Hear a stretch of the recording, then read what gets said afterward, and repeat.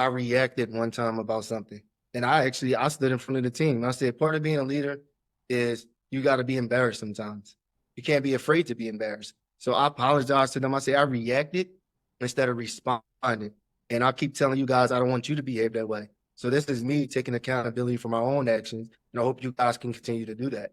Reacting is is the easiest thing to do. A basketball, especially if you're really passionate about the game and got a lot of emotion into it, it's going to happen. We are human beings, but we just got to be accountable for our actions, understanding that it is consequences when we do react. Welcome to the Jamodi podcast. We are all surrounded by amazing coaches and leaders. So let's get an inside look at not just what they do, but how they do what they do.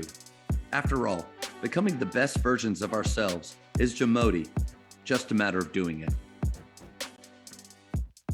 Today we're joined by the head men's basketball coach at Texas Wesleyan University, Brian Wanamaker. Coach Wanamaker played at Wesleyan from 2009 to 2011. He was Conference Player of the Year and a first-team All-American. After playing professionally for 4 years, Coach Wanamaker spent 5 seasons as the assistant coach at Texas Wesleyan. He helped guide the Rams to back-to-back NAIA tournament qualifications, giving a program a string of 5 tournament appearances in the last 6 seasons.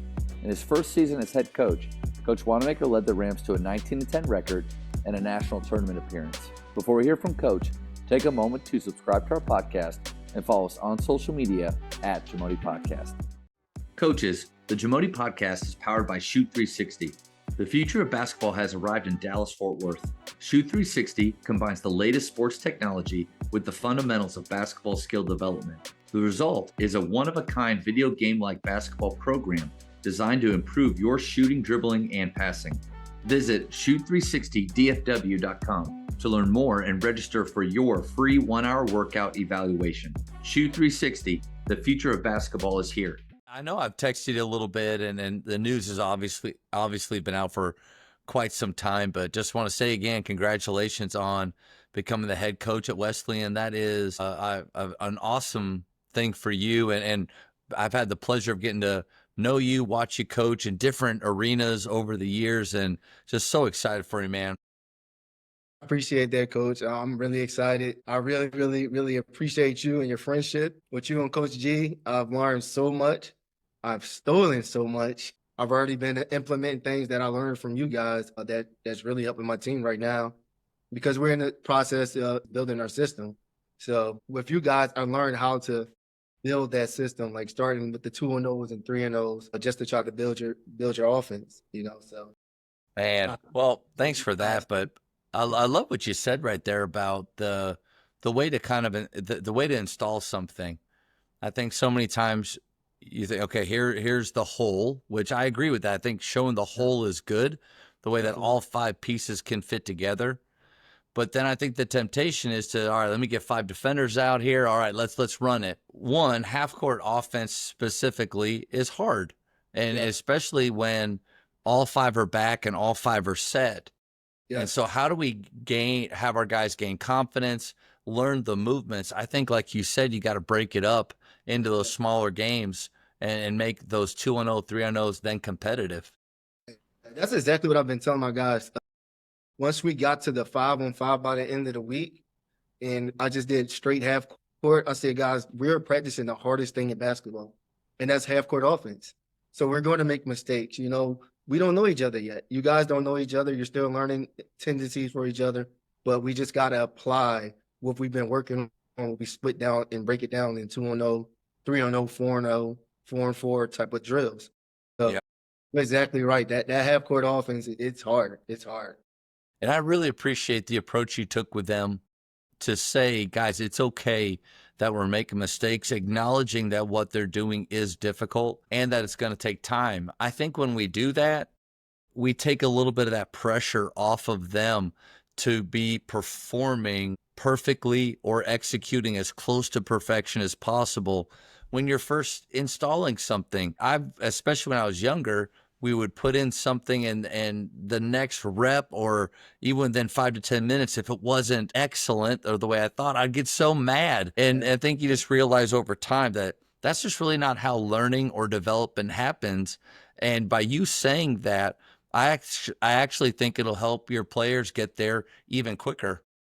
Yeah, yeah. And the perfection don't have to be in what we're doing. It's in the approach. Like, are we trying to make the perfect effort mentally, not just always physically?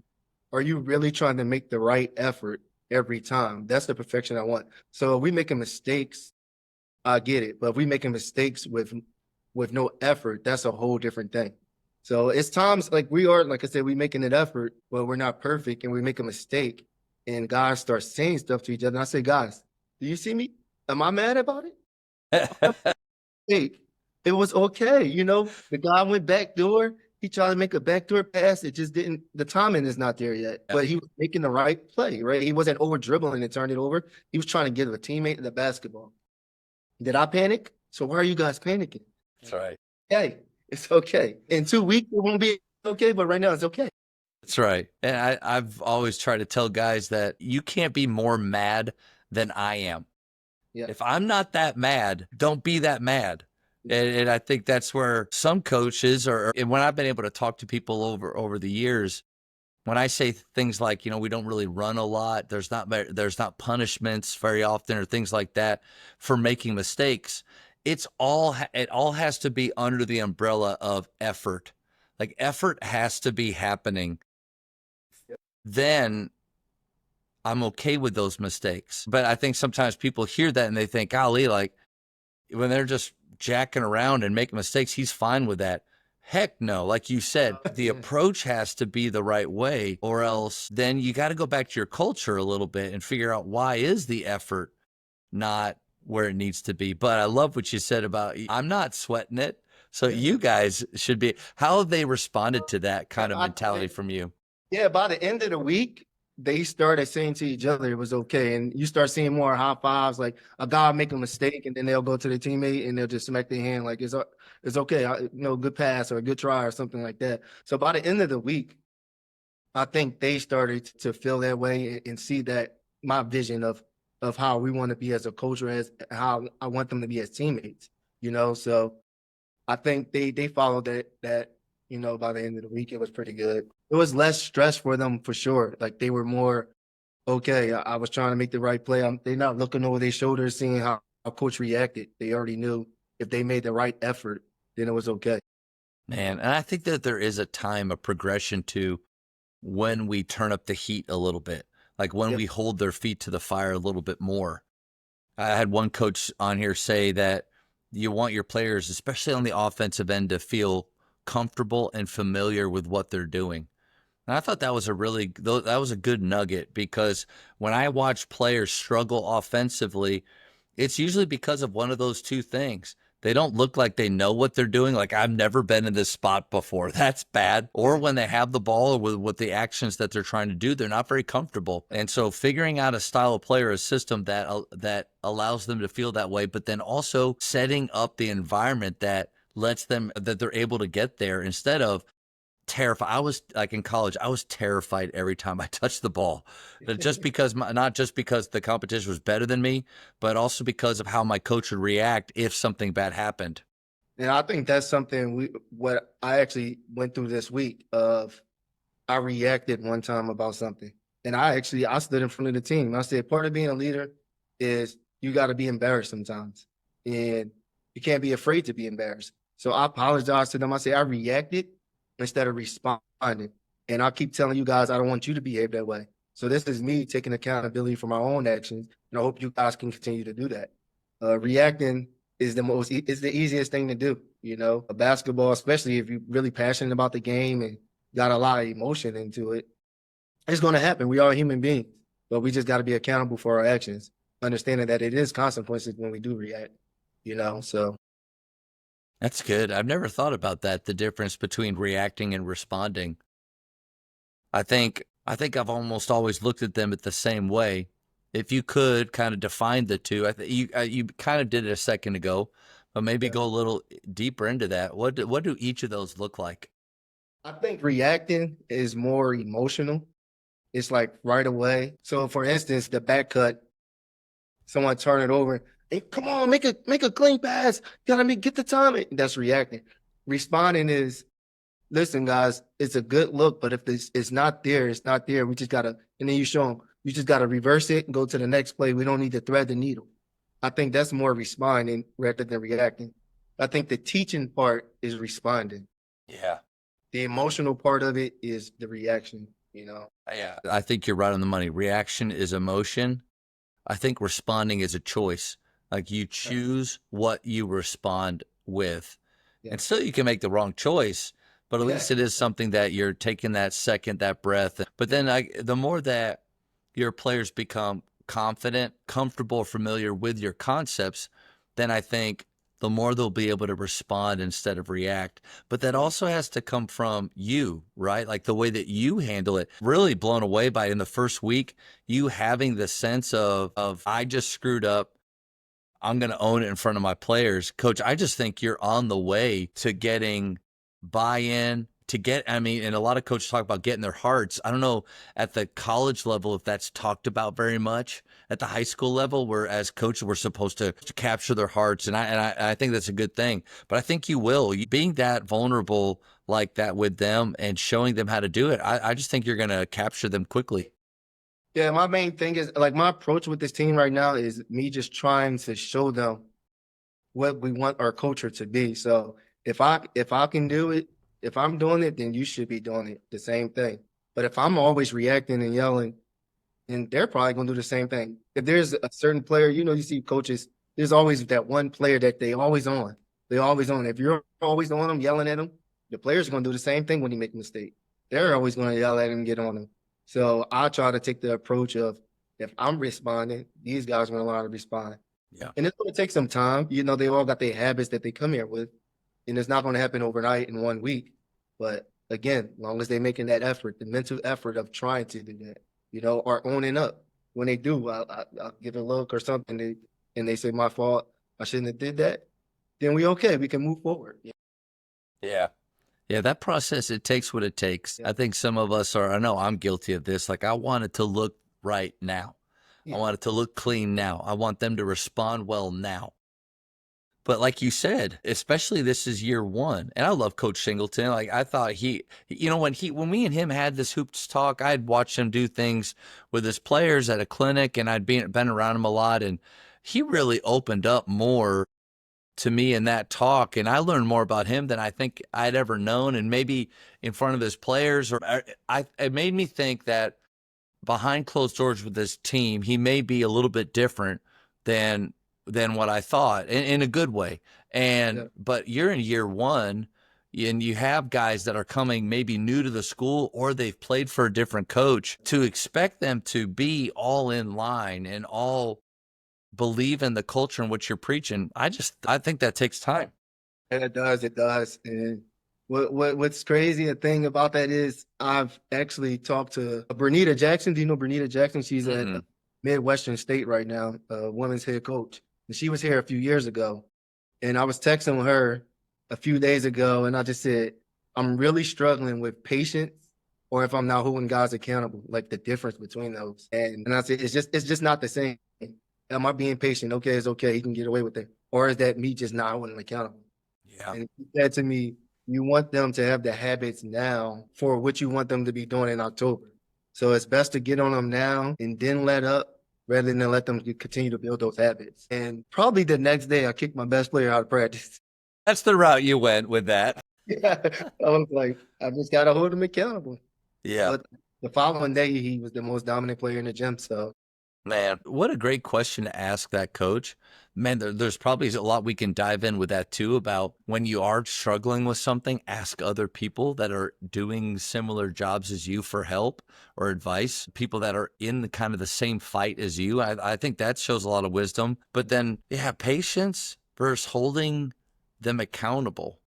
It's kind of like you're react and respond. You're bringing in this conversation, you're bringing up a few things that are really hard to do well at the same time, or impossible, or it's a fine line that I think as coaches we're always trying to tread on. I would think about holding accountable has to do with the standards that we set at the very beginning. My point in that is when I set standards that I believe will help us to train and respond the right way, then I can hold them accountable. So today we brought together our standard of toughness.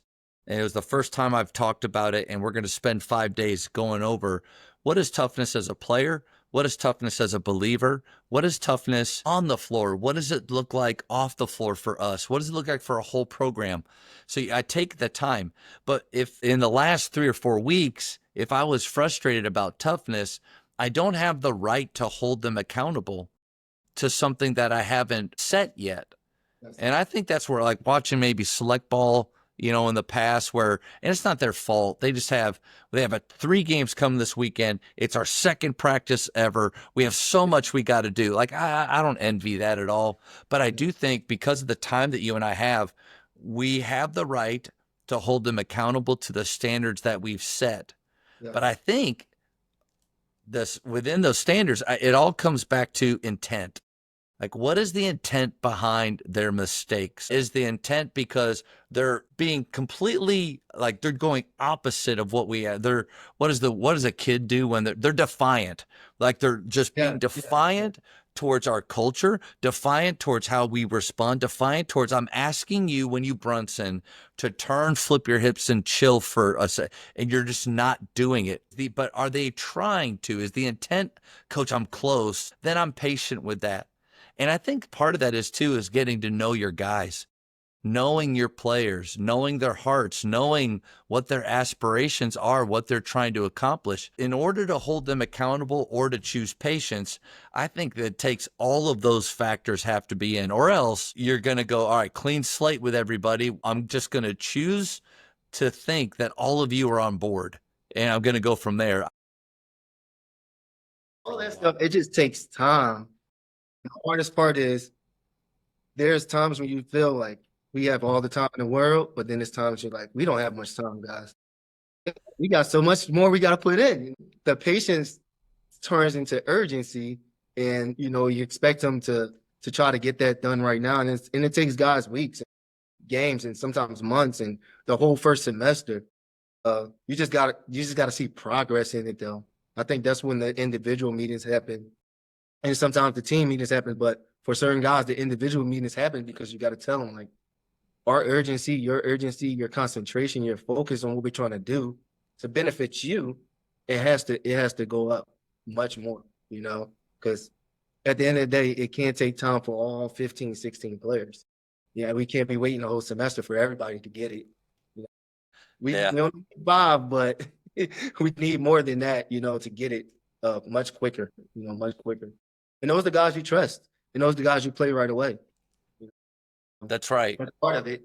And I think they need to know that the guys that buy in fast, the guys that execute what we're trying to ask quickly are the ones that are going to build trust faster. That doesn't mean that it's impossible for everybody else to build that trust, but you're going to have 3, 4, 5 players that things just take longer. And depending on maybe how they were coached before, the systems that they played in, if it's all brand new and maybe there's a deficiency with how they learn, a deficiency with how quickly they can translate it onto the floor, it may take time for them. But I think, again, it goes back to kind of what you said at the very beginning, letting them know that that's okay. We're gonna probably play the guys that get this fast. Yeah. But the rest of you are going to have opportunities in practice to continue to learn and to continue to compete for those spots. Just because some guys get it early on doesn't mean that, this is our starting 5 for the entire year, or these are the guys that are going to. I think those are conversations that are great to have, because if you don't have those, then you're leaving it up to hope. You're hoping that they just, the guys see it. They get it. I don't know. I've realized that a lot of times if I'm just hoping, they're way off on what I think they should be or how they should understand it. Yeah, we just actually had that conversation in our coaches meeting last week about I was asking them, my assistants, am I moving too fast or am I moving too slow? Is it a good pace? Good question. Just asking those guys about that, because I'm like, do we need to teach a little more of the smallest, simplest things? Because we have an older group. We don't have any freshmen. So it's almost like we expect them to know some things that they don't, but we still need to rep it. And one of my assistant coaches said, we need to practice our post feeds, faking high and throwing low. And we talking about 18, 19, 20, 21, 22-year-old guys. They should be good at that. They don't Yeah. know. If they haven't repped it, then it's our Yep. responsibility to make sure we get that done. So I think that's part of the process. Understanding not to expect them to know things that we haven't taught, even if we feel like it's something they should know. So That's another great question, man. Like you've really kind of blown me away by the three things that you've been focusing on: reacting, responding, being too patient over holding them accountable, and then asking that question to your assistant coaches: am I moving too fast or too slow? Coach, I just think that it's super valuable to get others' opinions in that. And I actually had my assistant coach the other day make the same comment to me about, I think we need to go a little slower. He said we need to go a little bit slower with how we're installing our flow and some of the terminology and some of the movements that we do. And in my head, I was thinking, but the danger is I'm taking last year's workouts and I'm copying and pasting them, making little adjustments. But if I'm not careful, I'm going to assume that this group is just like that group. And most teams are different. And every year, Chris Hill at Jesuit said, you have to start fresh and act like this is a brand new group, even if you have older players, especially in your boat where, like, if they graduated from Grapevine Faith, coach, they've never done a post feed. So they don't know how to do that. Coach is an idiot or shot ready, but if you need to throw it in. But I think, man, that question of moving too fast or too slow, how do you gauge, or maybe within that conversation, how do you gauge whether you're moving too fast or too slow with a group? I think if the majority has it and understand it, then I think it's at a good pace. And I ask some of the returners already. I ask them the same questions. I try to get feedback from the players because we can't move on to the next thing unless the team understand what we're trying to do with that. As we build in the system with the most simplest things. So I ask the players. I ask the players that I trust. The guys that are doing the right things. Mostly the returners. I ask them, do you think I'm moving too fast or too slow? And I mean, so far I've gotten that, coach is a perfect pace right now. And I'll ask them, can we add something else tomorrow? Because I'm ready to add something else. Are you guys ready? And they say yes. Or they say no, and I'll say, we'll work. We need to rep this again. We'll do it. So I'll go ahead. No, when we're having that conversation, I kind of, go ask the players, because we all kind of on the same pages as coaches, but everyone else sees something different than I see. Everyone else. And then I watch film. I watch our practice film too to kind of see and like, okay, are we moving the ball the way we practicing? Are we posting the way we practice posting? Are we splitting the corners the way we're practicing? Are we applying it when we're going live? And I think I use that as a tool too. Man, the really good combination there of asking your players what they see. I mean, Matt Garnett, and you already mentioned Coach G earlier, but Matt Garnett, in my opinion, one of the best coaches in Texas, said that players have to do what they see. And I think sometimes we need to ask them what they see and what they feel out there, because you're closer to playing than I am. But sometimes I know what I see or what I'm thinking, the thought of, man, I could have done that. If I was in that spot, I could. Well, first of all, maybe not, but you don't know. And it's a dangerous thing to go by of what us on the sideline, what we see. And that's why even in a game situation where if a guy's open down the floor, I may yell up it, but I'm not going to freak out if they don't, because I'm trusting the ball handler to do what he sees. If he doesn't like that pass 100%, if he sees a defender, if he thinks that he's too close, I'm going to trust him in that time, and I'm going to respond instead of react right there in that moment. But I think you asking them that, it builds trust. It brings them, as they are major stakeholders in our program, it brings them into we're creating this mode instead of you just do what I'm telling you mode. I think that's really good, Coach. Yeah. And I think I've learned that with the experience. When I first came back from playing overseas right into coaching, I was that guy who's like, I would have did this. I would have Give me the ball. Let me show you. And see, I can't do that anymore. If I try to show it, Coach, that's an injury. That's something happening. So I get that. I'm not there yet. All of this talk, though, about, are we far enough along? Should we be farther ahead? are we running out of time? I think a big danger too for us is comparison. With social media today, a lot of programs will let you in a little bit on what they're doing right now. Yeah, so some of my favorite colleges, I get to see what some of their workouts are like. And man, when I see Baylor guys kind of going through a bunch of stuff and looking strong and being fierce and looking sharp, now obviously I'm not comparing ourselves to them, but I could see that as another coach, or maybe even comparing what a team did last year or expectations of this year's group. But anytime that comparison or expectation game comes in, I think it adds to that stretch even more. How do you stay away from doing that? Yeah, that definitely will add a lot more stress to you. I mean, even just in life, these guys use social media and they just add stress to themselves trying to live the life that they think other people are living. And for me, I mean, I think it's, like I said, everything comes with experience. I've going to TCU practices, and like you said, you see guys doing certain things, and he was just like, wow, like why we aren't at that pace yet. But then you gotta understand, they practice all summer. This is not their first week of practice like it's ours. We in week one. They spend 2 months in the summer doing these things. So I think just understanding my team, understanding my group, understanding myself, and not trying to be Jamie Dixon or anything, body like that. Like Coach Singleton, the main thing he told me, he said, be yourself, do not be me. Coach Garnett told me, be yourself, you're perfectly fine, be yourself, coach the way you coach. Coach Singleton always said to me too. He always said that, don't play coach. Don't play coach. Be Brian, don't play coach. So I not take that as don't try to be someone else. Everything that you've talked about, they question and they evaluate. They watch film after practice to really see what's going on. They don't care who's in the gym. They're just going to be themselves. They don't try to put on a show, but then they also do the work to make sure that they are competent and knowledgeable and they're getting better. So like if you were to go watch Jamie Dixon and come in the next day trying to be like him, that's playing coach. Don't play coach. That's not being real. I could hear Singleton saying that because if anything, he was very authentic with like, this is what I know. This is who we are. And this is what we're going to do. I'm borrowing that. Don't play coach. Like, don't play coach at all. Be yourself, because he's always. Yeah. I would tell you, Coach Singleton was himself. He's always himself, no matter what. And I learned that, like, I have to be myself. It works. If you try to pretend to be someone else in this age group, those guys are going to see right through you. They're going to see right through you. They're going to know you're not genuine. Yep. So it won't work. It won't work.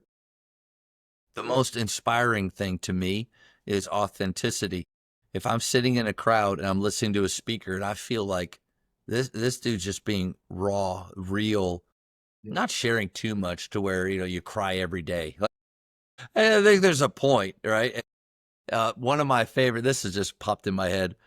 One of my favorite pastors growing up was the guy named Pete Briscoe. He was at Bentry Bible Fellowship in Plano, Texas, and Carrollton, Texas. And he would, from time to time, get a little choked up and weepy when he preached, but it wasn't very often. And I was amazed at his ability to get choked up, but then snap right back into talking normal. And he told a story one time about his mom, both his parents were from England, and he tried to do it in this thick accent. And he said, "Mom, when I was first starting out, he said, Mom, I'm struggling. I cry a lot when I preach. Like I'm just getting really emotional and choked up." And she said, "Peter, that's okay. Just recover quickly." And I thought like, what a great idea, even for us. Like we're going to be real. We're going to be vulnerable. We're going to be ourselves. And if it does go to that point where maybe you lose a little bit, just recover quickly. Sorry, Coach, just on that little story there. I'm not sure how it really connects to what we're talking about, but being yourself and being authentic and vulnerable. Just talking about comparing, like you be yourself. You got these young guys see right through you. We were players before. We understand that. We see right through coaches if they're being authentic or not. We see right through them. And you said something real quick early on, but I think is one of the best ways to connect with them and make them feel make them know that you really care about them is those one-on-one meetings. And sometimes those one-on-one meetings can be because they're necessary. Ani is struggling in practice right now, and it feels like he is fighting everything that we're doing. You need to have that one-on-one meeting, because addressing him only in front of the entire group, I don't know if that's really going to get at the heart of it. You're reacting. He's probably defensive, and so we got to do this one-on-one. But I also think some scheduled but meetings where there is no agenda, where we're just coming in and we're just going to talk. I just want to see how you're doing.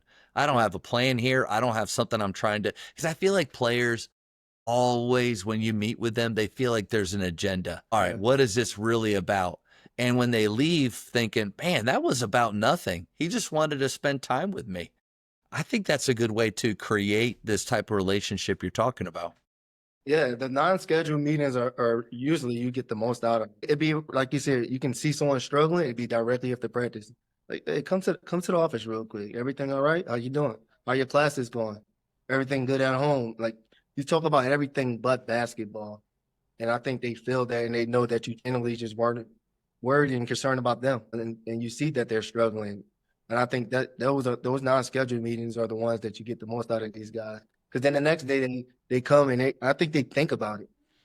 They think about, okay, I'm not gonna have that same body language and that same energy I had yesterday. Like, I'm gonna be better from that meeting, understanding that coach sees it. Coach sees it, you know. So I think the non-scheduled meetings are the ones you get the most out of. The Jamodi podcast is powered by Sideline Interactive. Sideline Interactive is the leading manufacturer for high-quality, innovative scoring tables and LED video display boards that help coaches and schools bring more excitement to fans, create huge fundraising opportunities, and make their jobs easier.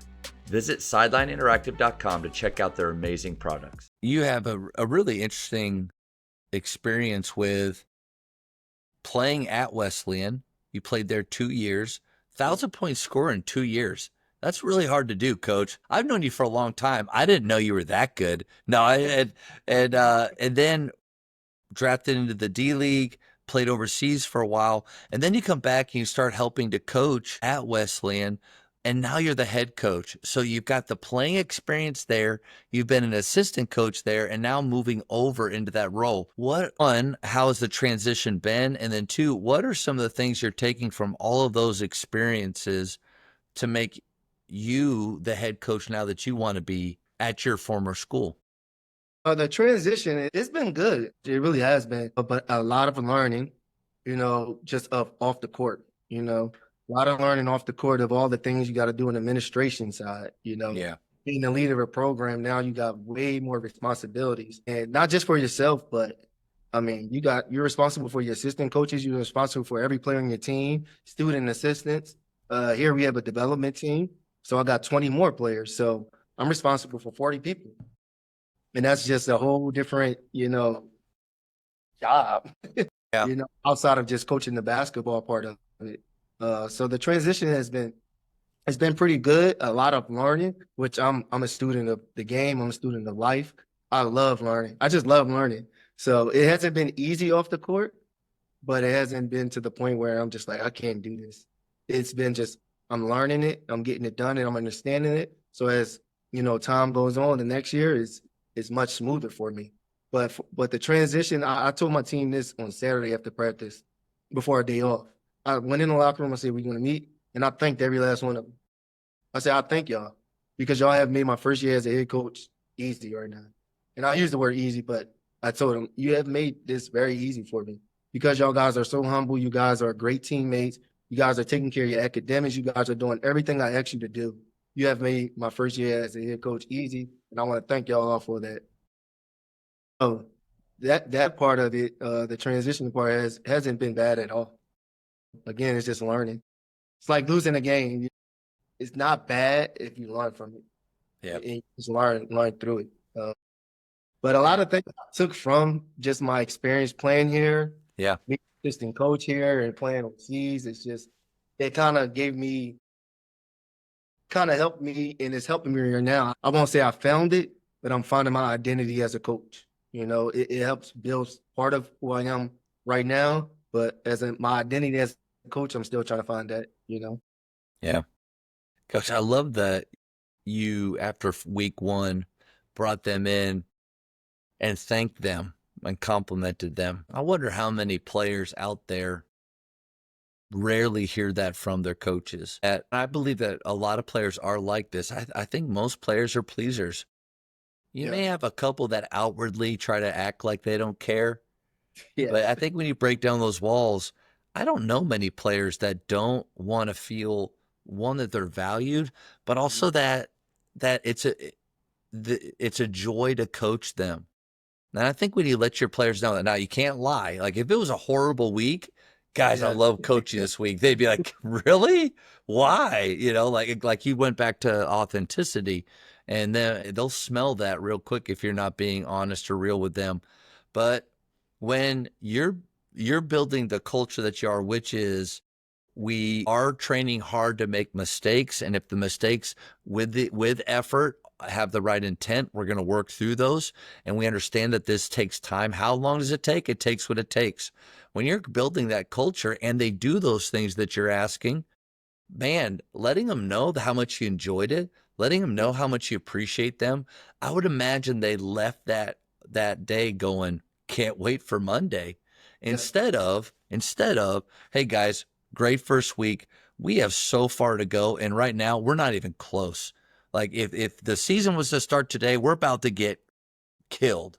So you better step it up on Monday. I don't know. Maybe you get something out of them on Monday, but like, what drives players more? Is it fear or is it love? And I think loving what they do, loving who they play for, loving the system they're a part of, I just feel like you get more out of those guys. But something small like thanking them, I think that's a path to get there. Yeah. And I just think being a player, I always think about what I would have wanted as a coach, from a coach. So I try to do those things for these guys. I think that's part of a lot of what I do is kind of like, I was in your guys' shoes. I was in their shoes. What would I want from a coach to get the best out of me? So I think a lot of what I do is because of that. Now, that was it. We have a lot of work to do. That's okay. That's Yeah. what my point is. That can't be, we have a lot of work to do or else. Like to me, I want to be easy to please and hard to satisfy as a coach. I want those guys to feel like how he really appreciates what we're doing, but he wants us to keep pushing and get better and better. I think that's a great recipe. So coach, I'm not saying that you're wrong in that. And the thank you part is genuine. It's really genuine, but it's also, I'm in a leadership position. I'm a younger coach. I relate to these guys. So I think I have the ability to help them see me do these things that they can do that. Because at the end of the day, after their 4 years, or we got older guys, they 1 year, 2 years, they're going to go into the real world and they're going to be just like me. They're going to be an employee. And I just want to teach them how to be good employees. They're going to be husbands and fathers, or something Coach Singleton always talk about. We want to help them become good husbands, good fathers, good employees, just to be able to be good citizens in the world. So I want to show them the way, not just tell them. I want to show them. So I want to stand up in the front of the room and tell 16 guys, 17 guys, thank you. And even if it feels a little embarrassing, I want to show those guys that this is the way. Yeah. I think a big question that we can ask, or every coach needs to ask themselves, is, would I want to play for me? Would I want to play for someone like me? And unfortunately, the answer is some days, I think. There's days at Faith, even the last 11 years, that probably not those days. And I think those days I'm probably playing coach and I'm not really doing the things that, in our opinion, real coaches do. But I think that's a big question to ask. And it sounds like you've been doing that. Yeah, I think part of this is, being the first year head coach, I tell myself every day, don't overthink it. Don't overthink it. But once I get in bed and I lay down, but I'm always questioning myself. I'm always saying, am I doing this right? Am I doing that right? Am I talking to this player enough? Am I talking to this player too much? Just kind of just always evaluating myself, so that I don't have to play coach. I can get this thing right. I feel like when I'm doing so far and building this culture, that these guys really enjoy being here. They're learning, they're getting better. I'm learning, I'm getting better. But everything I do, every decision I make, every choice I make is a first. Like everything I'm doing is a first. And I have to live with it, And at the end of the day, I hope it all equals win. Yeah. That is the main thing. I can feel good about it all, but Yeah. is it equal wins, you know? Yeah. So that's the main thing.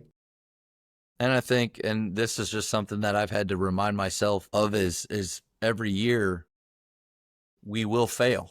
You will fail. I will fail this year. I will make mistakes. I will say things that I regret. I won't see something happening in a player or between two players with the chemistry, with the pulse. I'll make the wrong call defensively or in late in a game. And I think as our team is learning, like we're learning as well. And then so the question then is, okay, how many mistakes can I make before I lose them? I lose the guys. I lose accountability. Because you mentioned like being vulnerable with them. I do think it's good to admit when you've made a mistake. But if you're doing that all the time, like every practice, every week, every game, guys, that's on me. Guys, this game, that last game, that's on me. At some point, it's like, okay, coach, then fix it. Like, be better. And so I think there is that balance of you're gonna, especially when you're first starting out, and even you have amazing experience. So I'm more reminding myself, even 18 years into it here, I will make mistakes. I'm gonna say things, but I want to respond to it, learn from it, and hold myself accountable, not just say, that's okay. And if I make a mistake, own it.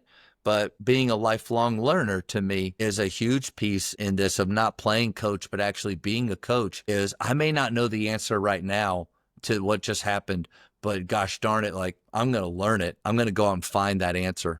What I really appreciated about the team when I stood up there and I said, I apologize for reacting and not responding. When I was finished, we boarded in 1, 2, 3 rings without him leaving out. One of the players stopped, said, "Coach, hold, wait, I gotta say something." He stood in front of the room and he said, "Coach, it wasn't on you.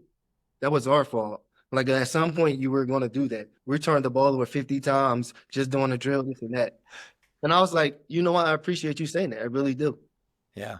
I think me standing up gave them the confidence and gave them the understanding of we're going to be accountable here. And him doing that, no one asked him to do it. But I think he felt that in the moment. Like, I'm going to have coach back. Like, he's been supporting us. He's been, giving us all the confidence in the world and giving us the tools and teaching us and being patient with us. But it's our fault. Like, it's our fault. We did that. It wasn't on you, coach. So I appreciate him to say that. Love those moments right there. And I think that those are good. If you're looking for a thermometer to kind of check maybe the temperature of the team or where the culture's at, I think moments like that are really good. And then hopefully that's like the first, or that's a domino. It'll just create more and more of those, especially when you're making that environment happen. You're setting up the standards for we're going to hold each other accountable or ourselves accountable. I think you started that, and that was a pretty cool moment. Yeah, it really was. I'm enjoying this team so far.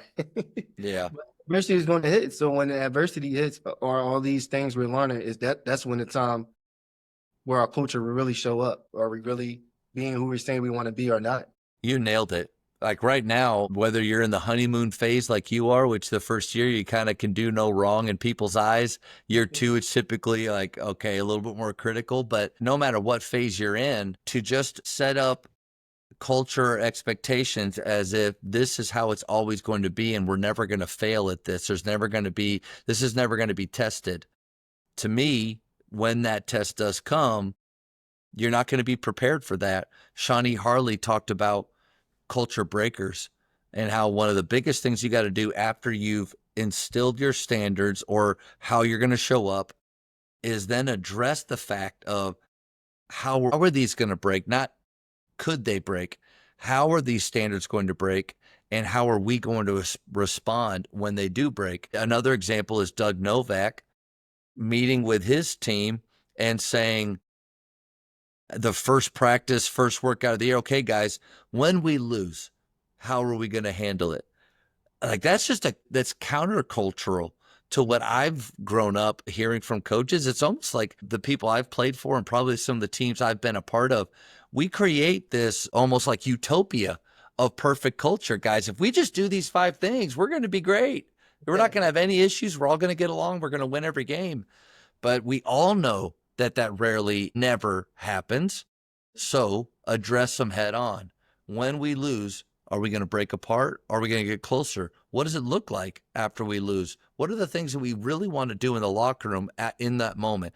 You could take losing, but you could also take mistakes on the floor. I think you address those breakers so that when they happen, it's not, guys, humility is our standard. That's not it. No, it's more of, guys, we talked about this. I think right now it's happening. How are we going to respond? Yeah. No, that's a great question. I have a team meeting today. I need to write this question down. Yeah. After we go through our fifth standard, which the seniors get to choose the fifth one every year. So we choose the 4 that our program's really about, and then I allow our seniors to finish it off. And I think the more that you can let them be a part of that process, the better. I think for colleges, I've heard some coaches even say, like, blank slate, and a team kind of determines all the standards that they have or the culture. High school level, especially if you know, I've been here for a little while, like, these 4 things are what we're about, but they get to choose the one. After we do that, we'll take other weeks going through all the breakers and the list that we come up with. Guys, how does humility not show up? Oh, coach, if after a loss, people are talking about how many points they scored. Oh yeah, guys, that's difficult.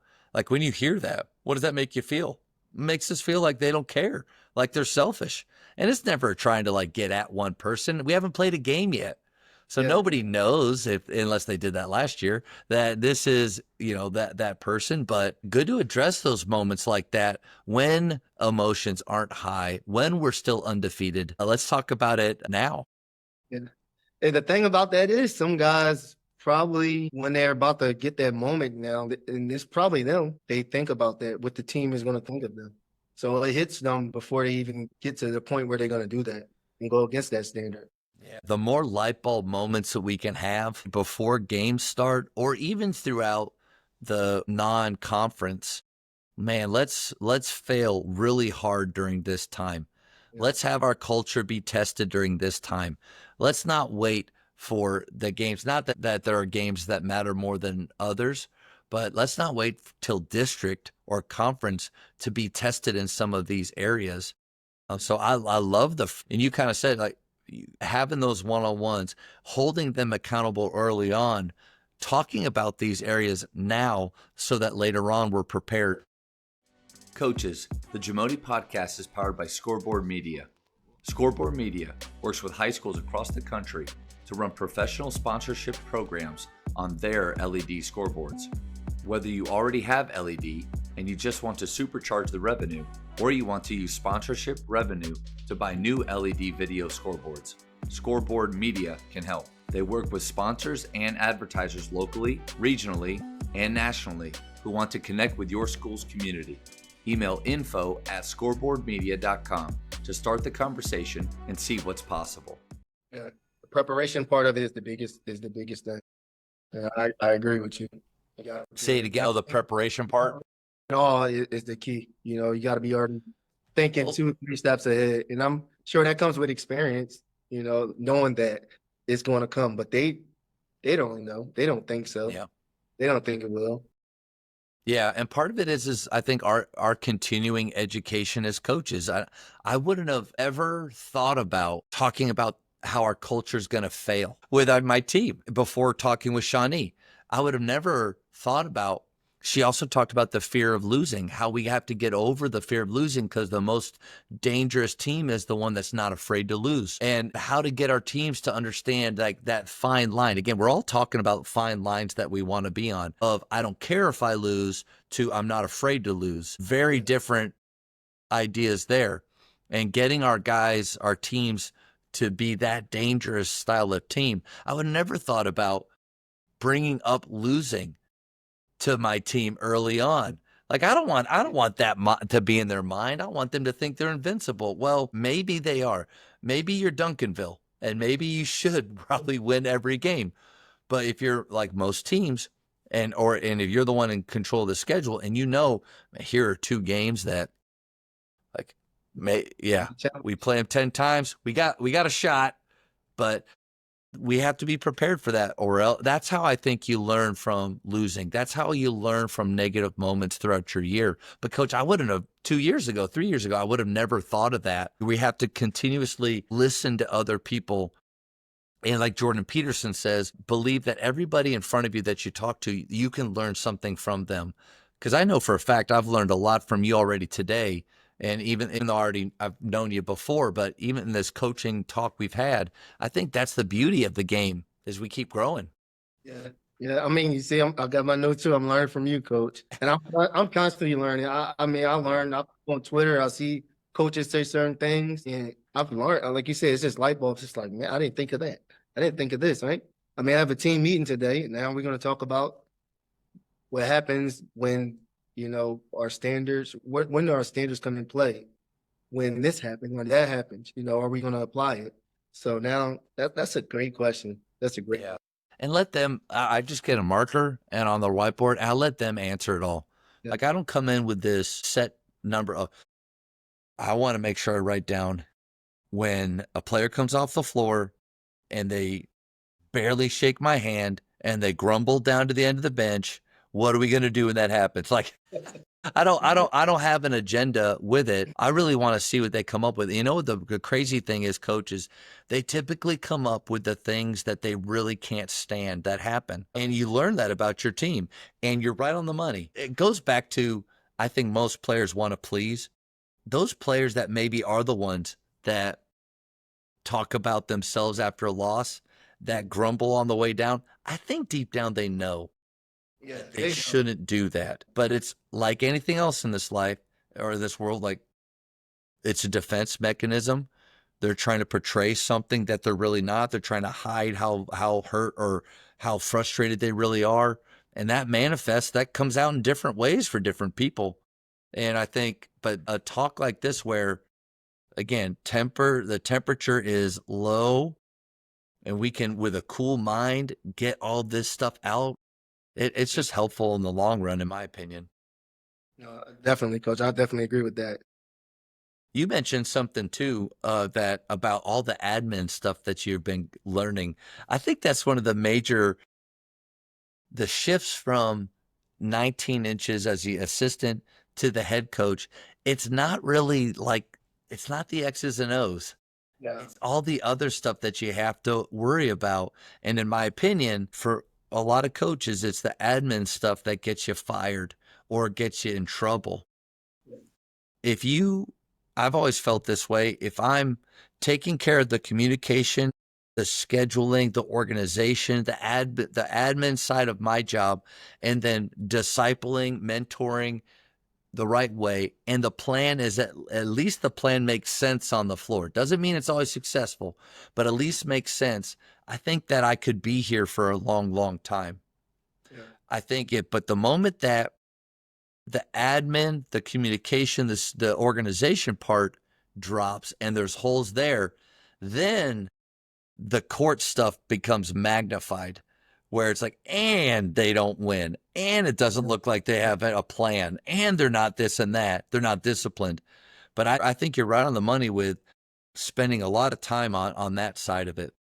Yeah, you spend 2 hours on the court, and the rest of that time is in the office, and it's not always watching film and always out. It's just trying to get everything done for, like I said, 40 players. You got to make sure all the academics is in order, their housing and the meal plans, and like just so much stuff that you got to make sure they're okay, but they're communicating right with their professors, that they're doing their work, their class work, and they're showing up for study halls, and I mean and you just gotta go down that checklist every day, every day. You utilize your assistants to help with that stuff as well? I do. I try to get on the low maintenance guys. Yeah. I try to put too much on their plate, but it's hard for me, even as I'm the head coach now, but I'm just so hands-on. And my assistants were saying, like, coach, let me do this, let me do that. When I'm doing something, grabbing the jerseys and getting them ready, like, coach, let me do that. I'm like, sorry, I already got started. I'm just hands-on. I just like to make sure things are done.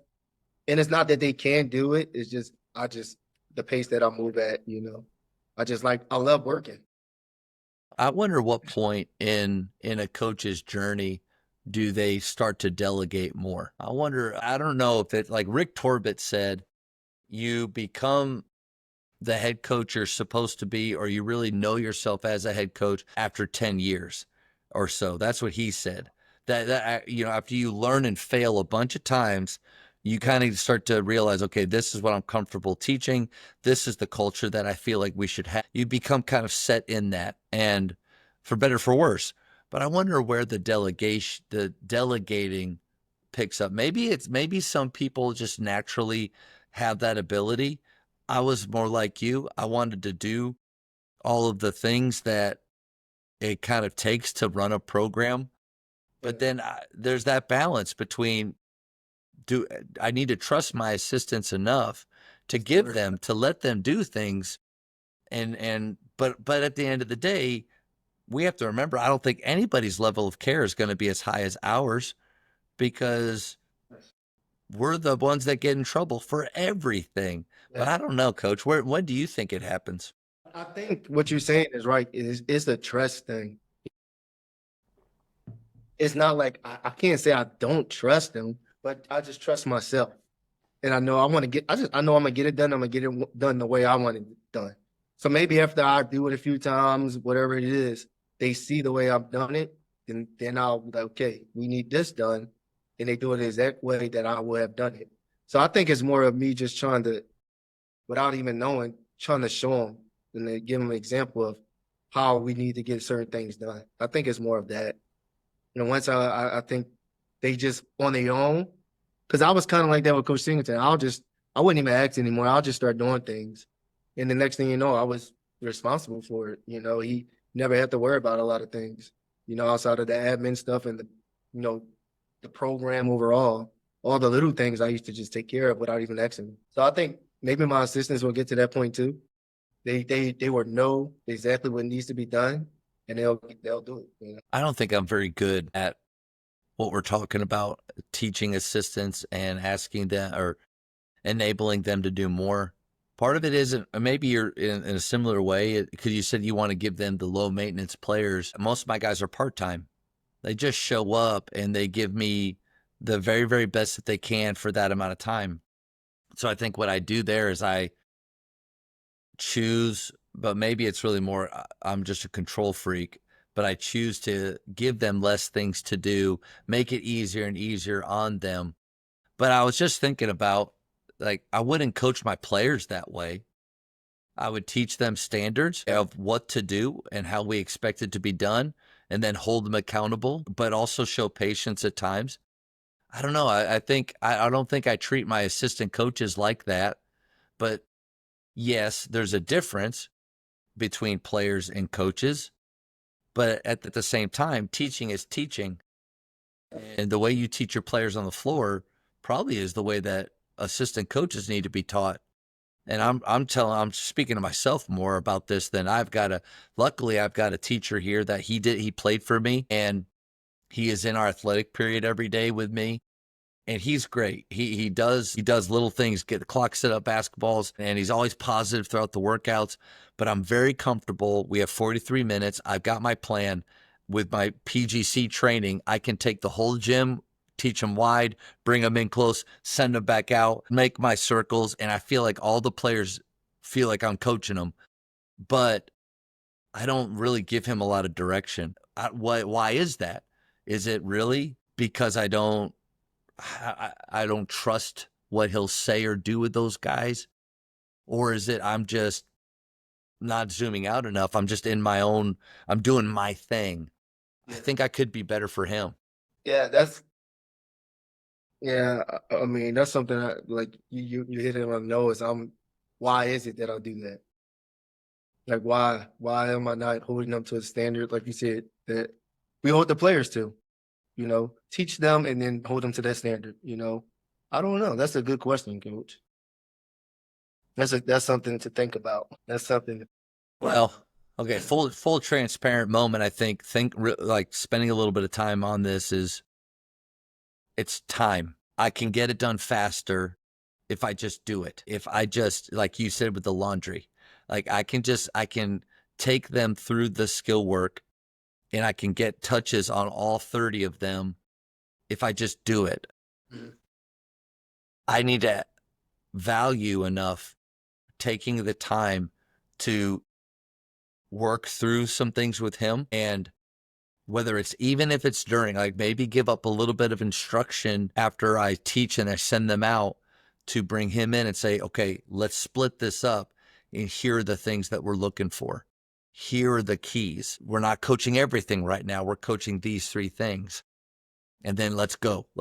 But I think it's just because I know that I can get it done really fast. And it's a little bit of selfishness to a point on my part. Yeah. Like you said, I think it's just knowing yourself and knowing how you can get it done. Your communication of how to communicate with them through the skill work. I think that's it. It's just you trusting yourself so much more, I think. And maybe I know I got it. An idea is that last year, I think it was last year or the year before, Coach Singleton started giving me a daily checklist, making sure it's this done, that done, this done every day. So I think maybe I'll give him a daily checklist, and that's something he'll come in every day, and he'll just make sure that he go down his list each day, and that'll get it done. You know, I like that. What are some things that you think would be, like just right off the top of your head, would be on your checklist for them? the first thing is making sure that all the guys' practice uniforms are ready for practice. Making sure he go through his emails and that he making sure that we don't have any meetings or anything set up. Making sure that the locker room is clean, that these guys are taking care of the locker room. Just making sure all the balls are pumped up.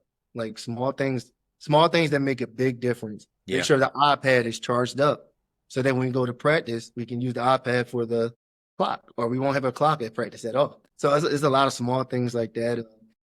Checking in with some of the players, or you sending out some text messages to the players and just making sure they're going to class and that the team knows the schedule for the day. Just small things like that that I don't have to worry about. I was chuckling a little bit, but when you said the basketballs, making sure they're aired up.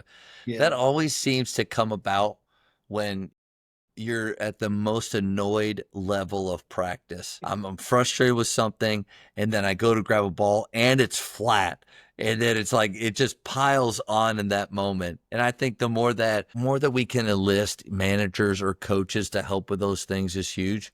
I was thinking for our second period athletics, definitely. Now, sometimes I'm in there before him because of schedules, so I'll get the clock going. But definitely him knowing, because we have kind of a new clock system here with score vision that we're learning on the fly.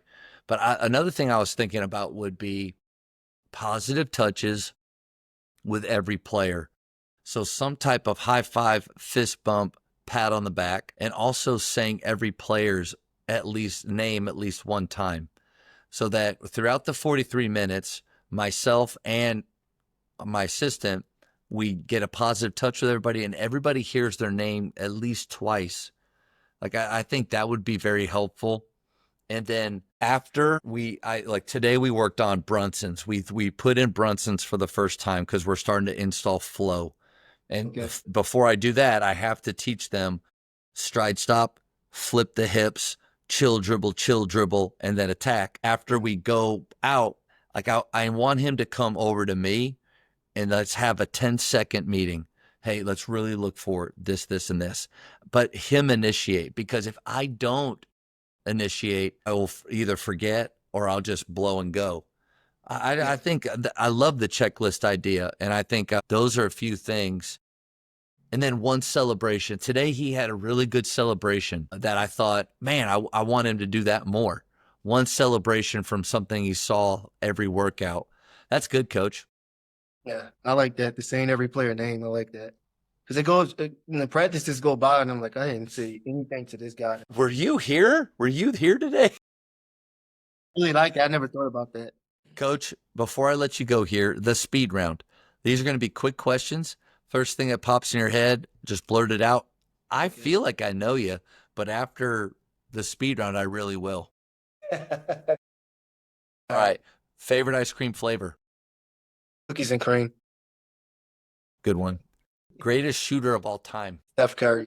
Especially after the Olympics, that last 2-minute stretch. Oh my gosh. It seemed fake. It It did. Oh, it just. This Staged. That's CGI. There's a magnet in the ball. I don't know, something. He looked off LeBron and KD and shot over two dudes. And just no follow through, nothing. None. Shooters, players, don't watch that. That's Yeah. awful. Favorite superhero? Batman? Okay. Not into superheroes much? I am. I like watching Okay. a lot of the movies. So I'll probably say Batman. All right. Yeah, I think I can be a Batman, just helping people out. It's not my job, but He's one of the only ones we could actually become because he doesn't have a superpower. Best basketball movie of all time. he got game. Jesus Shuttlesworth. Yeah. Yes, sir. That's a good one. Texting or talking? Talking. Okay. For high school, shot clock or no shot clock? Definitely shot clock. Let's go. Thank you for that. Favorite holiday? Thanksgiving. You're up 3 on defense with 5 seconds left. Do you foul or no foul? Wow. I think it comes down to a trust thing. Yeah. Like, are we really able to execute this right now? I Need think rebound. the game, the flow of the game, Yeah. and then also the personnel of the other team too. Yep. Yeah, I think that. But you got to practice it no matter what you choose. Yes. What book would you give someone?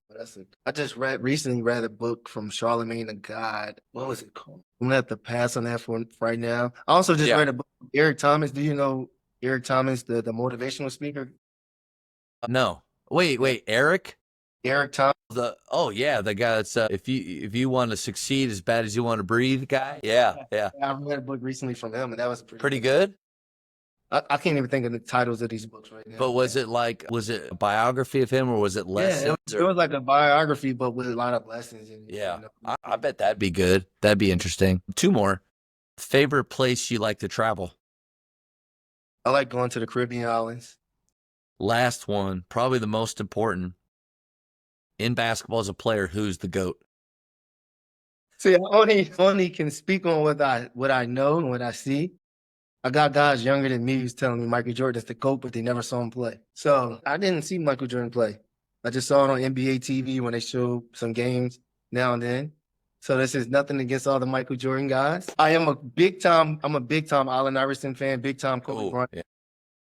But I have to say LeBron James, man. It's just how great he is just over time. I mean, he still was the best player in the Olympics at 39. Yeah, incredible. I mean, it's hard for me not to say. I don't think, there's no wrong answer to it because it's whatever you think. But I get LeBron, and I do think he's incredible. He's definitely on the Mount Rushmore of basketball for sure.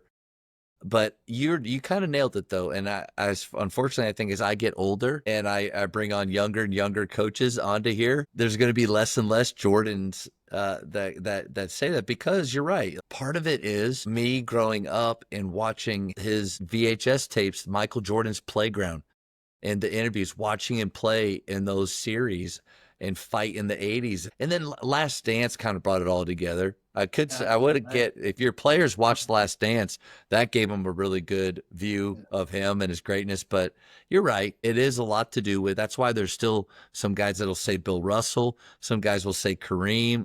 You got some Larry Birds out there, but it has a lot to do with when you were like impressionable watching the game for sure. I just didn't see, like, my first type of NBA watching was like I said, Iverson and those guys, Jason Kidd, and all those guys were like my first look at it, so yeah. I remember Jordan on the Wizards. That's all I can say. And I really wish that they would do a documentary on those 2 seasons. There is, Coach, if you YouTube this, there is like a 25-minute video on those years and how incredible he was still playing as a 39, 40-year-old. He had knee trouble that really hurt them, but the turnaround that the Wizards had when he was healthy in that time, it is incredible. But as like a fan of his, I never wanted to see him that way. I kind of like that he got out at the peak, because rarely do they do that. Most of them stay a season or two too long, but he did. They need to do a story on that. I remember it. I do remember. I think he was averaging about 20 a game during that time. Yeah. I remember that Jordan. He still was a good, efficient player, but that's just the Jordan I remember. No, I'm seeing LeBron still averaging 30 at 39. It's insane to me. You know, the way he still impacts the game is insane. It's just the consistency over longevity, you know, or Yep. long period of time. And I don't think anyone can do that. Like I don't think that can ever be done. You know, 20 years of that is just crazy to me. Well, think of, I mean, Jabbar had a similar career in length and scoring all this stuff. Think of how many players and how many years in between those two careers. Like that it is going to be a while probably until we see it again. Yeah. And I don't think LeBron James, he's just a player you can't game plan for. You know, and I think that's what makes him great to me. Like you can't game plan for him. Coach, this has been awesome, man, to get to talk hoops with you, to learn a little bit more about your coaching style, but then also some of the things that you're going through as a first-time head coach at that level. But I think there's a lot of guys that ask those questions of themselves throughout every year of, are we moving too slow, too fast, patience versus holding accountable. I thought you brought up some amazing things that coaches need to be thinking about. And I just appreciate you so much and so excited to watch just how your team does and how amazing you're going to become. No, it's an honor for you to have me on here. I know you have a lot of great coaches that come through. So I'm honored to even be on here. I'm going to still continue to steal from you guys. I actually, this summer when I saw you, right, you were doing the zone defense. I'm Yeah, not going to talk too much about it, but I told you I needed you to teach me it. that's right. We had to we were playing in the TABC shootout. We were playing 3 public schools that they were just a little bit bigger, a little more athletic. The goal was to play man the whole time starting out, and real quick realized they're getting a lot of paint touches. So on the fly, let's go into 11, which is our pressure 3-2. Kind of unfair, you know, during the summer when teams haven't practiced much to throw that out there, but it gave our guys a little more confidence, and you can do it where you're still playing aggressive, but yeah, it is fun. Yeah. So I appreciate you, Coach. I appreciate your friendship. And I want to continue to learn as a coach, and I'm going to continue to learn from you. And I'm really, really, honored to be on this with you. I remember a few years ago when you first started saying Jamodi, just a matter of doing it. I remember we were working in camp at Texas Women's, and we were doing a classroom setting, and you were talking about it. This is great, Coach. This is great. Thank you, Coach. Are you ready to level up your team's skill development? Well, Bology is here to support you in driving accountability and skill development. The Bology app is more than just tracking. It's a resource for enhancing skills, knowledge, and mindset across your program. Join coaches all across the country using Bology to simplify training and empower your athletes. Let's build consistency, accountability, and skill development together. Thank you for checking out today's episode.